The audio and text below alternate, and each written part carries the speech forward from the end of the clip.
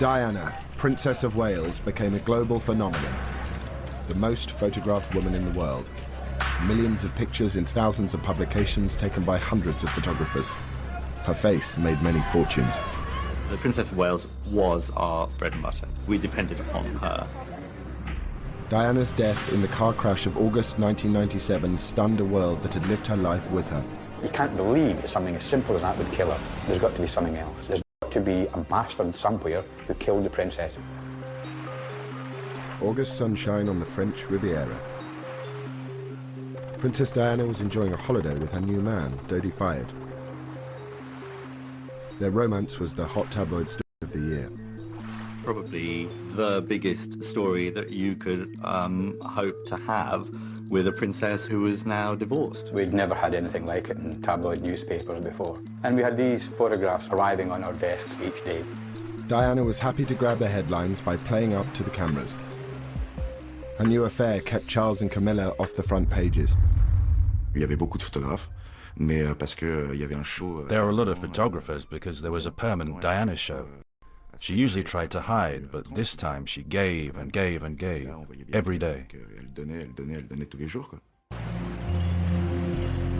Photographs of the lovers were netting big rewards for the lucky photographers who were giving their romance global coverage. It was a dream come true for a few guys. The money was flying everywhere, buckets loads of money. It was In Paris, dodging photographers. Someone tipped off the press that they were waiting for Dodi's father's hotel, the Ritz. On the right, everyone stop. A large crowd of photographers and onlookers had gathered outside, captured here on a tourist's video. Wow, wow, wow. Guys, look at this. Someone's out there, very important. At 10 to 10, the couple arrived for dinner. Outside, waiting, were a mixed bunch of photojournalists, news photographers and celebrity paparazzi. Some were freelance, others worked for agencies that sold their pictures to newspapers and magazines. Amongst them was 28-year-old agency photographer Pierre Hounsfield. We thought they'd come out and that they wouldn't really try to hide away a great deal, since for the whole summer they'd given photo ops time and time again, so we thought, why would they hide away in Paris? Another photographer was 38-year-old Nicolas Arsov. He specialized in news and celebrity pictures. We knew something was happening. We knew that she was inside the hotel, and so we waited. 44-year-old Jacques Langevin was different from the others. He was one of France's most respected prize-winning photojournalists, used to trouble spots like Iraq and Rwanda. But that night, he was assigned to cover Diana. I was at a friend's having a quiet dinner when I got called late, around 10:30 p.m. So I didn't want to go. I dragged my feet and tried to get out of it. I tried to get another photographer to replace me, but it didn't work.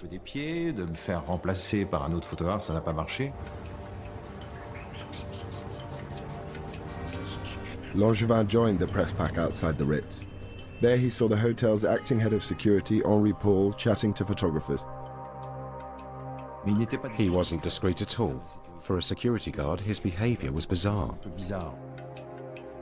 He was like, oh, don't worry, they'll come out through the front, 10 minutes, 15 minutes, 20 minutes. You know, he came back 2-3 times, you know, and it was always changing. So we instantly felt, uh-oh, they are trying something here. He came out of the hotel very quickly, looking round, went back into the hotel, and came out looking round again. Why? I don't know. Suspecting something, Langevin and some of the other photographers decided to wait for Diana in the Rue Cambon at the back of the Ritz. At 12:20, they struck lucky. Diana and Dodi, accompanied by Henri Paul and one of Dodi's bodyguards, Trevor Rees-Jones, slipped out of the back door. Henri Paul went out followed by Dodi and Diana. Once they hid themselves a little bit, you know, in that classic way, they walked normally, but they were hiding a bit, like this. The photographers took pictures as the black Mercedes drove away at speed. In this picture, a camera flash illuminates Diana, who is sitting in the back right-hand seat.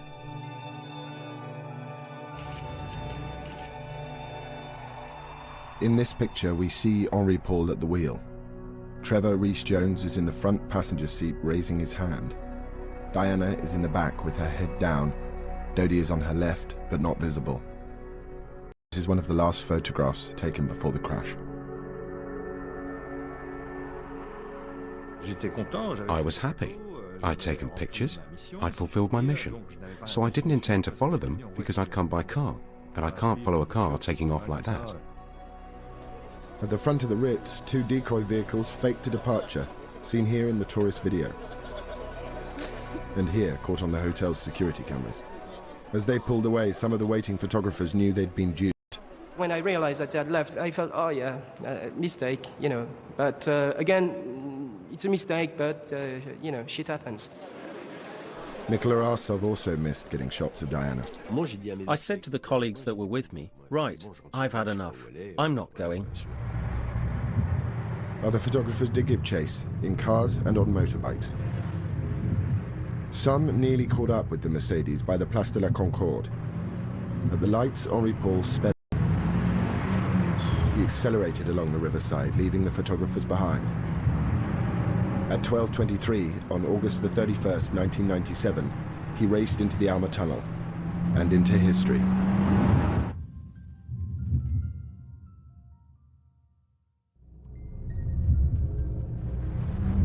As the Mercedes carrying Diana entered the Alma Tunnel, it lurched to the left to try and avoid a slow-moving Fiat Uno in front of it. Driver Henri Paul lost control.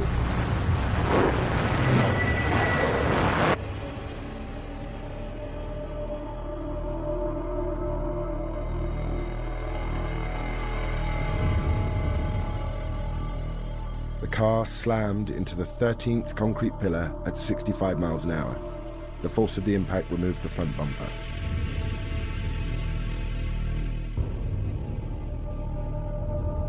The car then spun round 180 degrees and smashed into the opposite wall. This picture shows the car in its final position, up against the wall, lights on, horn blaring, facing the direction it had come from. Dodie and Henri Paul died instantly. Trevor Rhys-Jones was pinned in the road. News footage taken later that night shows the damage to the front of the car. The photographs used in this program were taken by onlookers as well as the professionals. Some of the photographers' pictures were printed in the French investigation dossier. These photographs are the most precise record of what happened during the first chaotic minutes after the crash. In them we see the actions of the photographers, police and onlookers.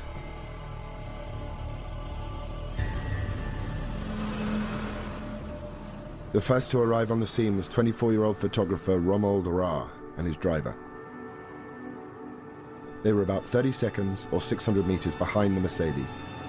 Ra had a diploma in first aid. He was the first to approach the car and open the rear door to see what he could do. J'ai eu un choc pendant quelques secondes. Je me suis un petit peu écarté de la voiture.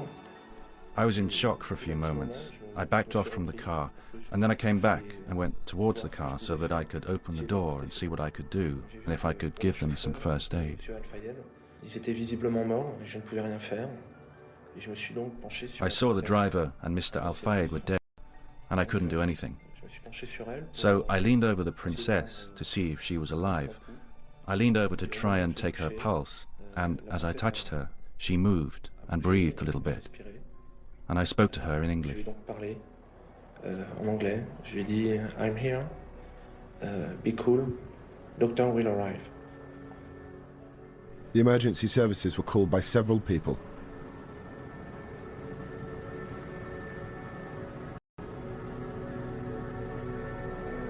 Next on the scene, amazingly, was an off-duty doctor trained in emergency medicine. Dr. Frédéric Maillet was driving in the opposite direction with a friend, Mark Butt, when they saw the wreckage. Maillet quickly assessed the condition of the car's occupants. I remember the left back passenger was apparently dead, didn't breathe, didn't react, didn't show any signs of life. There was the front passenger who was still alive, shouting, screaming, because he was severely injured on his face. So at least he has kind of consciousness, kind of kind of blood pressure, so he was not extremely urgent. And the left passenger was a beautiful woman. She didn't have any blood on her face, but she was unconscious and her head was down like that and she had difficulty to breathe. So she needed some assistance very quickly. Dr. Maillet rushed back to his car to get his medical kit and oxygen.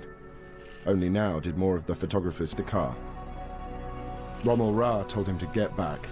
It took me just maybe 1 minute to go and come back from my car. And these people, like 3 or 4 people, were walking around the wreckage. When I went inside the car to give assistance to the beautiful lady, they began to take a lot of pictures with a lot of flash. This is one of the earliest pictures taken. Many photographs of Diana were taken that night. We will not be showing her face. Diana is jammed between the front and back seats. Dr. Maillet is administering oxygen to her. I know it's very surprising for everybody, but I didn't recognize her because my attention was focused on so many other things. I didn't have time to try to understand who she was.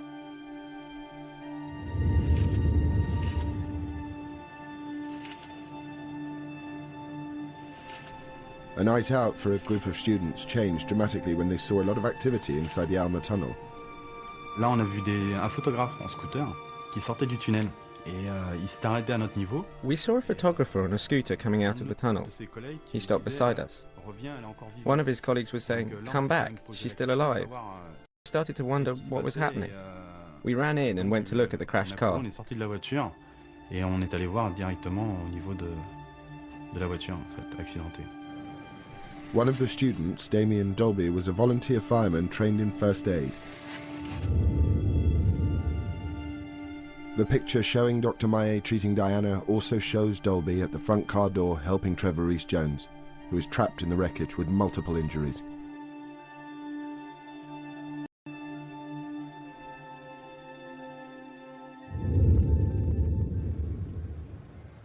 One of the accusations against the photographers was that they impeded the treatment of the injured.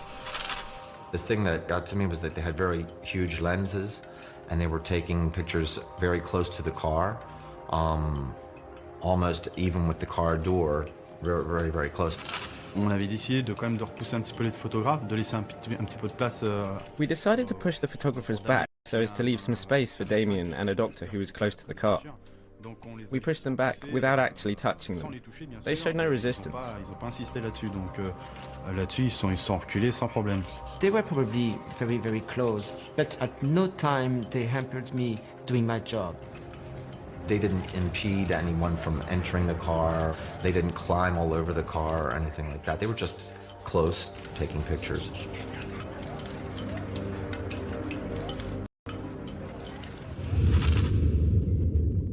This picture was probably in the car, a mixture of onlookers and photographers.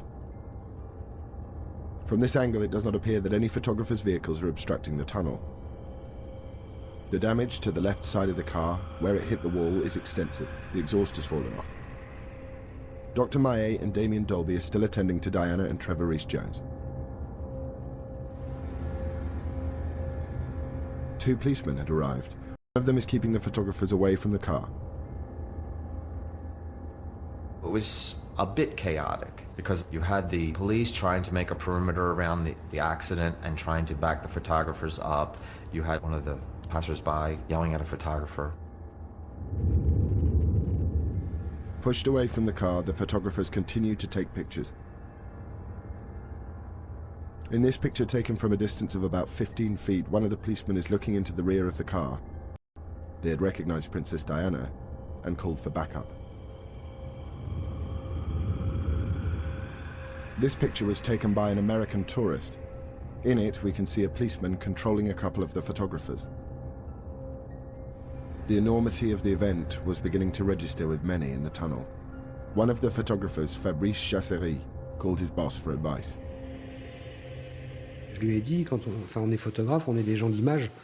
I said to him, we're photographers. We have to take pictures. We're not doing radio. We're not writers. We cover an event by getting pictures fast. I told him to take some very quick photos, come out of the tunnel, give me the films, and that I would handle it.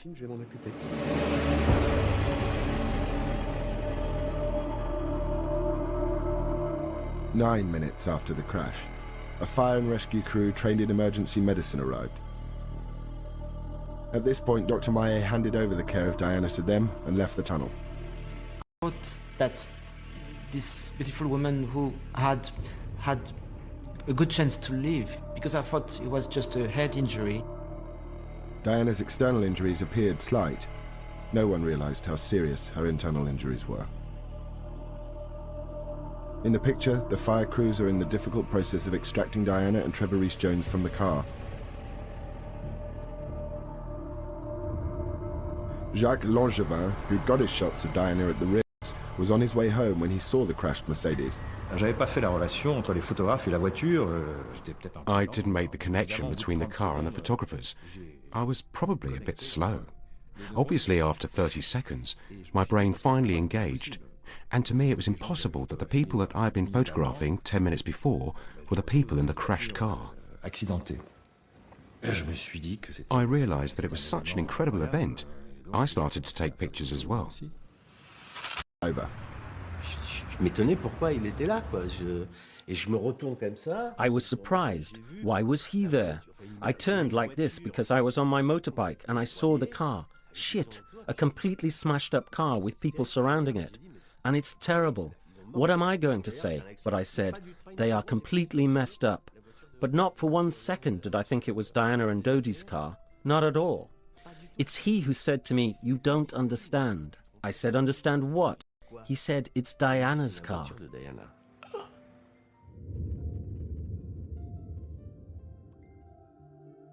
In one of the pictures taken at this time, we see the police effectively maintaining a perimeter. The fire crew helped Diana and Trevor Rees-Jones unhindered.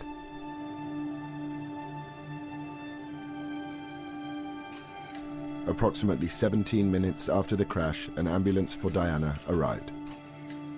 Because of the condition of the car and the nature of her injuries, it was some time before Diana could be transferred to it. Two photographers who'd missed Diana and Dodie at the Ritz heard of the crash and rushed to the tunnel. By the time they arrived, the riot police were there too. I ran down, I had the glimpse of the tunnel, a split second, and a riot policeman stopped me, insulted me. I don't remember which term, but I heard, names, and he threw me outside. Je faisais des photos d'ambiance de la scène. I was taking photos of the scene, and a little group of policemen asked me to stop taking photos. I did, and they asked me for my film. I really didn't want to give them my film. We had a rather terse discussion. I ended up opening the canister and taking out the film. That meant I didn't have the photos, but neither did they. But some of the photographers had got their films out of the tunnel. Pictures of the injured Diana would be worth hundreds of thousands of pounds. In North London, Ken Lennox, picture editor of The Sun, was woken by his ringing phone. It was an unusual telephone call. A slightly panicked French-speaking photographer said he had got photographs of Diana being involved in a car crash, and I could have them exclusively for the UK for £300,000. My heart jumped. I didn't waste time. I had to see these pictures, but in principle I'd said yes to buying them. A few miles away, photographer and picture agent Lionel Chiraud was also woken with the news. I got a call from somebody in Paris who's got pictures of the accident. So I said, yes, please get hold of these pictures and arrange to have them wired. In Paris, the police chief, Philippe Massoni, had sealed off the tunnel. À partir du moment où il est arrivé, on a été pris dans la nasse. From the off, back off. And then they told us to go to the end of the tunnel. D'aller au fond du tunnel. They said to us, you photographers, and put us against the wall, brought us our bags. Is this yours, or this one, or this one? And everyone had their photographer's bag at their feet. And there they searched us as well. Every policeman patted us down to see if we had hidden films. Martine Montet, head of the elite criminal brigade, had the photographers questioned. She quickly gave the order that they be held on suspicion of causing the accident We didn't have any witnesses because it was the middle of the night. Very few people, well, no one saw what really happened. However, we quickly understood the paparazzi were behind and around the car, a bit like an escort, if you like. They were trying to take photos of them and find out where the car was going. It wasn't anything extraordinary because they are notorious for it.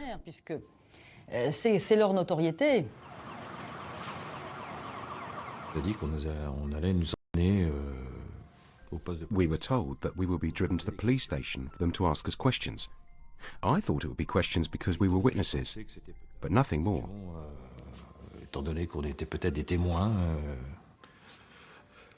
Mais pas plus. 6 of the photographers and Romuald Ra's driver were put into a police van. Pierre Sue watched as they were driven away. We saw CNN putting the camera up and zooming on the guys. We went like, this is not good, because what does it mean? It means it's them, they are the murderers. You know, they are guilty. The photographers in the van believed they were simply witnesses to a terrible accident. They had no idea of the ordeal that lay ahead.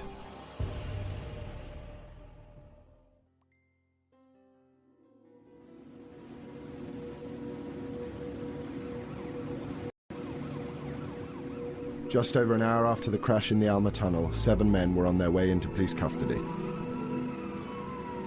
We arrived in the middle of the night, and we were interrogated, photographed, handcuffed. Only now did the photographers realize they were suspects and could be charged with involuntary manslaughter and non-assistance to persons in danger. They faced a potential 5-year jail sentence. I was stunned when I heard that. They'd gone mad, I thought. Me, I refused to sign that accusation. I thought it was ridiculous and stupid.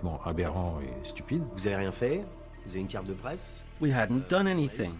We had a press card. We were journalists, and here we were in a Paris police station. And we were completely naked, in front of all the police. Pistol. Diana had been in the car for 37 minutes, semi-conscious, before the emergency services could lift her out. As she was, she suffered a heart attack. It took 40 minutes to stabilize her before the ambulance could set off. Photographer Pierre Sue saw it come to a halt minutes later. You can, from there, see the entrance of the hospital. Virtually, you can see it. It's about 400-500 yards away. And the ambulance stops. So we go, uh-oh, something is getting worse. And it lasted for ages, a good 15 minutes. Yes, we understood that the situation was critical inside.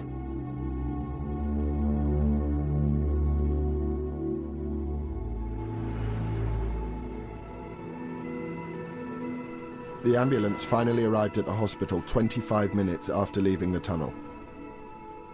The British ambassador and French officials were waiting. She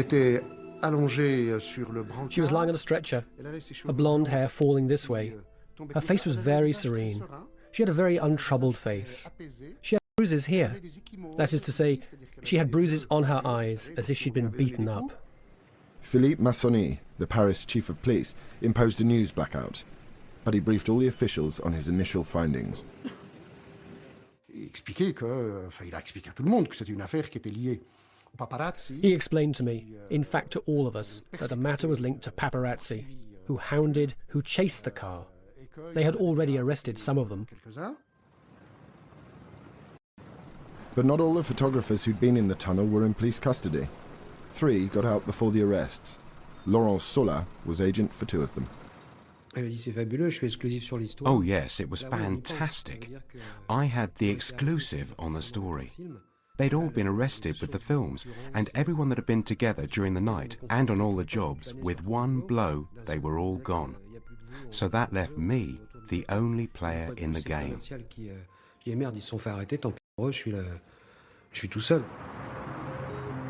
In London, Ken Lennox, wearing his slippers and an old tracksuit, rushed to the Sun offices to see the photographs sent from Paris.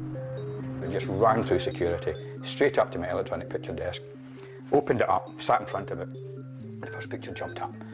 And I knew right away that we had to have them because she had a trickle of blood coming down her forehead, but she didn't look badly injured. There was no horrific injuries to her at all. So it was a great publishable It was going to be absolutely sensational. At the same time, Phil Hall, editor of The Sun's sister paper, The News of the World, was looking at his own set of photographs. I remember sort of looking across and seeing a slightly furtive look on their face, thinking, come on, this is going to be a huge story if this story develops. Any story involving Diana was front-page news, but this promised to be the biggest ever. The world's media was starting to wake up to the events in Paris. The phone went alongside the bed, and it was my editor at the time saying, Dodie's dead and Diana may be dead. And using extremely fruity language, I thought this was a wind-up. I said, you know, don't wind me up. It's 1:15 on a Sunday morning. He said, no, this is true. Dodie's definitely dead. There's been a car crash. Can you come in? Gowing went on air at 2:30 London time. Welcome to BBC World News. I'm Nick Gowing. Diana, Princess of Wales, has been seriously injured and her companion, Dodi Al-Fayed, has been killed in a motor accident in the French capital, Paris. Reports say a vehicle carrying the princess and her entourage was being chased by a carload of paparazzi photographers. At News International, the mood rapidly changed from excitement to shock, as reports suggested the paparazzi were to blame. One of my first thoughts, and I remember saying it in the office, was that, gosh, if one of these photographers has caused this accident, we're all going to be in trouble. This could be the end of the free press as we know it, because there'll be a massive, massive backlash against us. I felt sick. I felt anxious about it all. I knew that my photographers would be in trouble on the streets, and it didn't look good. One of the few voices to challenge the report blaming the photographers for Diana's accident was James Whittaker. I'm now joined by James Whittaker, who is the royal correspondent for the Mirror newspaper. There's one thing with the paparazzi following, but the driver doesn't have to drive in such a way that an accident is then caused. What I did think was, how can these people just blame the photographers for doing it? They haven't got a clue what's going on. It wasn't the BBC who were making this judgment about paparazzi. It was already beginning to come out from a number of people. It's the damn paparazzi who were chasing the princess and caused the car to have this serious smash. Whilst who was to blame filled the airwaves, the photographs taken in the tunnel were fetching record-breaking prices. J'étais pratiquement à 20 millions de francs. Il faut faire la conversion, mais c'est énorme. I was practically at 20 million francs. If you do the conversion, it was enormous. An example is that it was double that offered for the photos of Fergie and her charming finance man doing stuff to her feet. At The Sun, heated discussions were taking place about the pictures showing Diana in the crashed car. We looked at the photographs again. He said, what do you think? I said, well, if it doesn't get any worse, we can use these all over the place. If it does get worse and Diana dies, we can't use them anywhere. And he agreed. But it was like a con.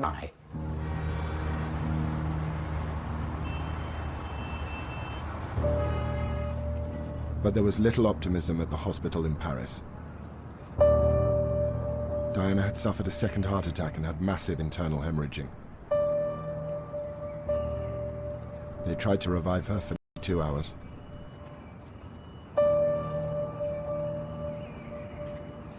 At 4 o'clock in the morning, the chief of police was informed by a doctor who came out and said, the British ambassador fell apart.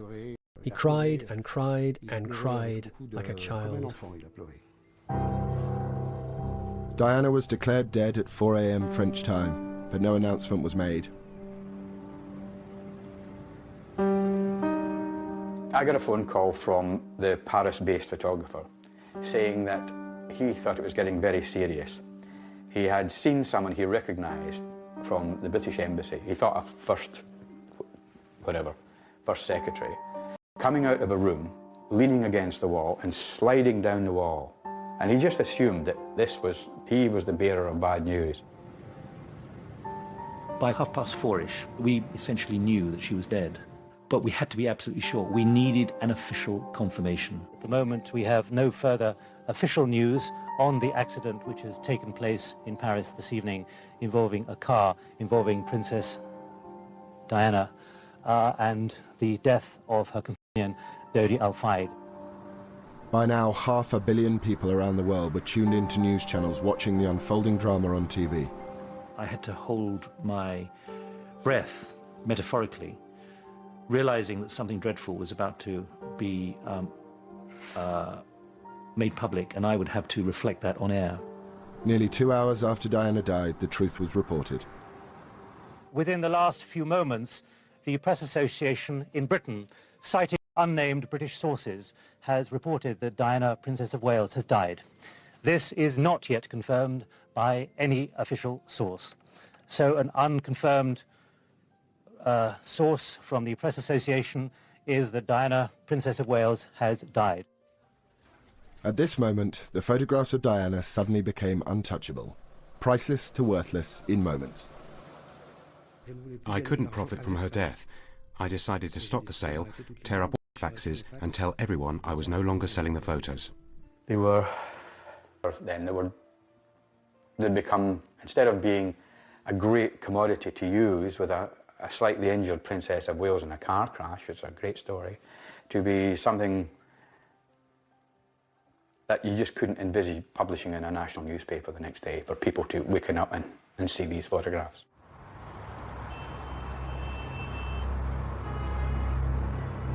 At 6 a.m. in Paris, the French Interior Ministry officially announced Diana's death and put forward whom they thought was to blame.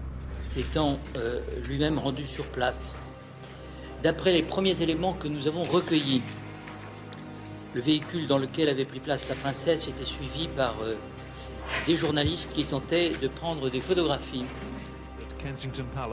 In Britain, people were shocked by the news that Princess Diana had been killed in a crash because the paparazzi had chased her car.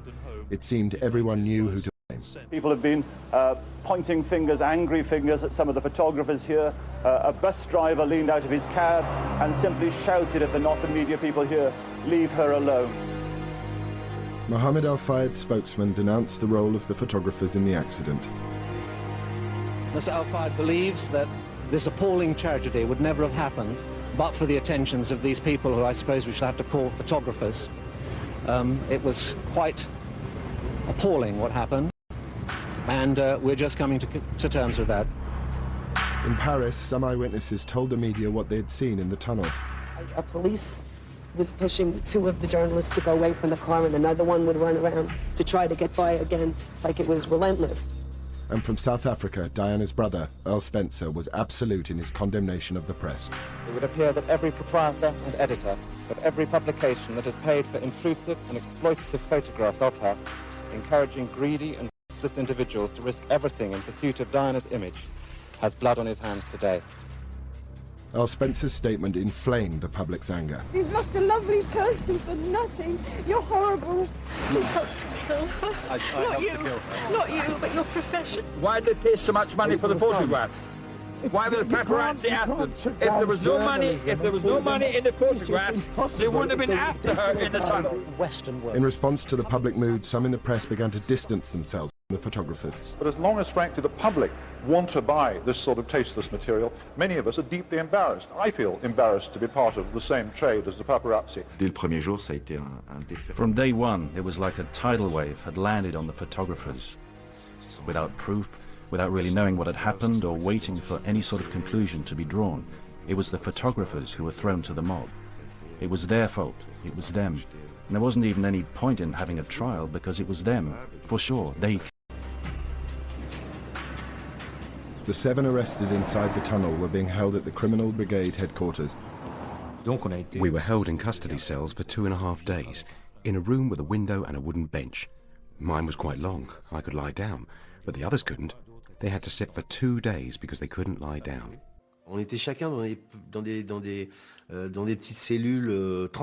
Each of us was put in a transparent cell with a neon light above. I had no idea whether it was day or night. It was all psychological.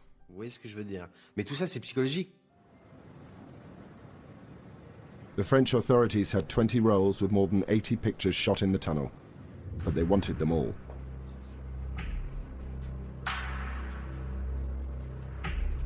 Across Paris, photo agencies were raided and told they faced 3 years in prison and £30,000 fines if they sold any of the pictures.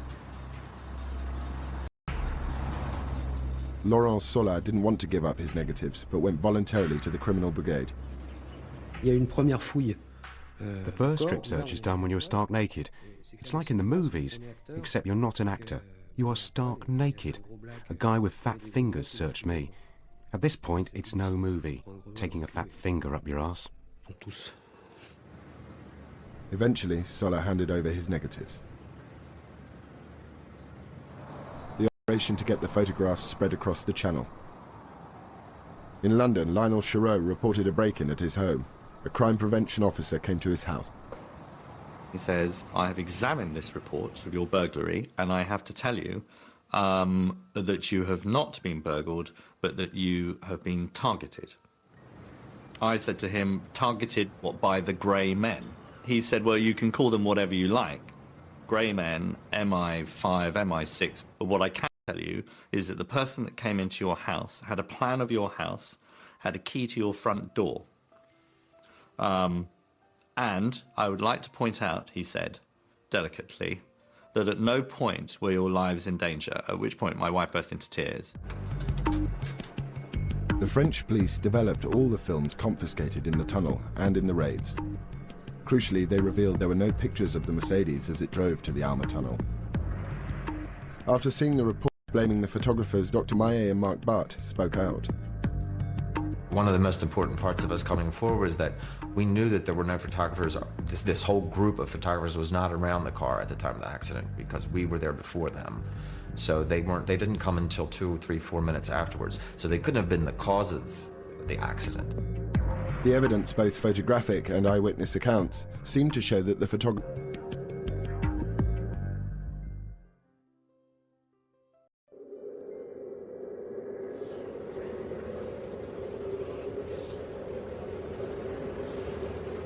The world was in shock. A day after the death of Diana, Princess of Wales, the French police were still holding 7 men in their cells despite the lack of evidence against them. Then came a stunning revelation. The Paris prosecutor's office disclosed today that the driver of the car in which Princess Diana was fatally injured had an illegal blood alcohol level. He's said to have been more than 3 times over the French limit and twice the British one. Henri Paul's employer, Mohamed Al-Fayed, insisted the photographers were at fault.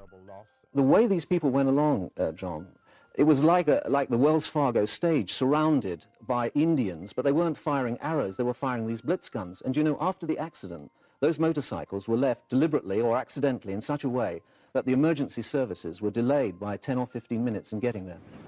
The accusation against the dead driver Henri Paul did not keep the 7 men out of a French court. On Tuesday, the 2nd of September, the photographers went before the judge. The police have asked that 2 of the photographers believed to be more seriously implicated should be held here in custody. But by the end of the day's proceedings, the other 5 will have walked free.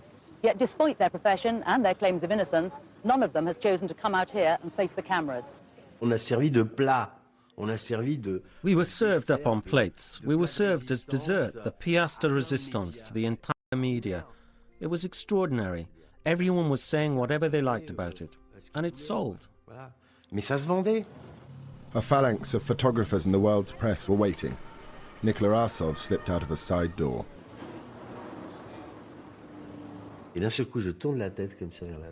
Suddenly I turned my head like this, and I saw hundreds of journalists. And then I carried on walking ahead of me without turning round.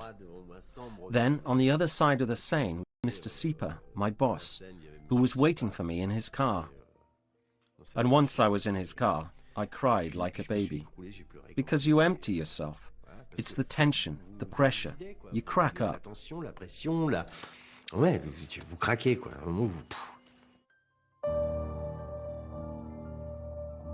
Diana's funeral at Westminster Abbey.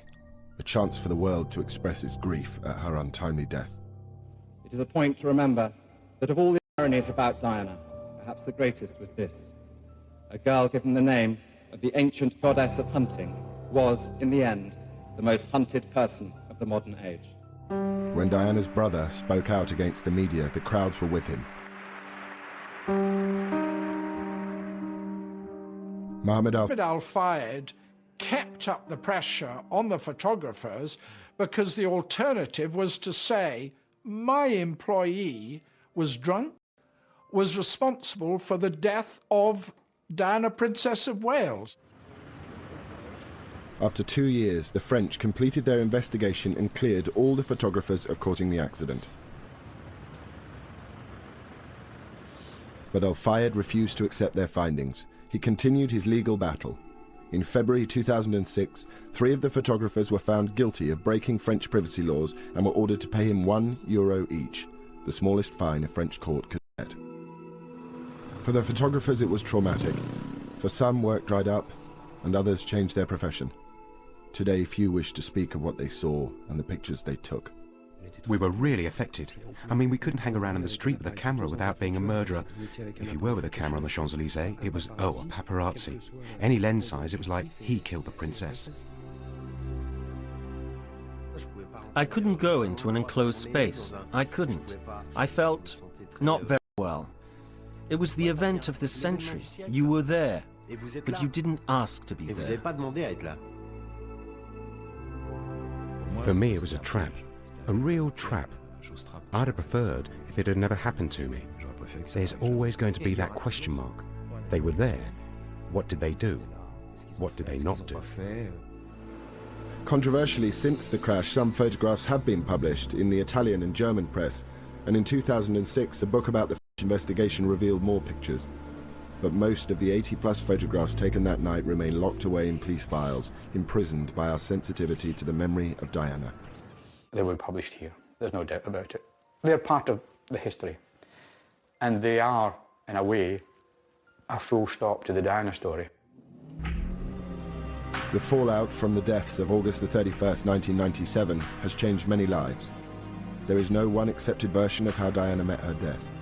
But the photographs taken in the tunnel are perhaps the clearest record of what truly happened that night. They were pivotal in clearing the photographers. The photographers took pictures as the black Mercedes drove away at speed. In this picture, a camera flash illuminates Diana, who is sitting in the back right-hand seat.